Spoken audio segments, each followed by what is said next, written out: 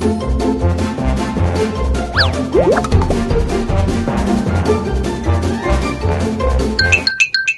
灣天王王力宏最近就忙住喺內地舉行巡迴演唱會最好的地方。近日佢喺成都登台嗰陣，驚喜請嚟6部人形機械人擔任伴舞，表演前空翻等困難動作。就連世界首富馬斯克日前都喺社交網度轉發企業家 Rohan Paul 嘅影片，對方就寫話：如今內地嘅機械人無所不能，甚至能夠好似專業舞者一樣喺舞台上面跳舞。馬斯克亦都大讚 impressive 係令人印象深刻嘅演出。據了解，王力宏邀請機械人做舞者表演嘅影片，唔單止喺藝術圈、科技業引發話題，仲帶動咗唔少機械人嘅概念股。喺演出影片被熱傳之後，隔日衝上破10% 漲停板，單日市值暴增，整體市場起伏高達1000億新台幣。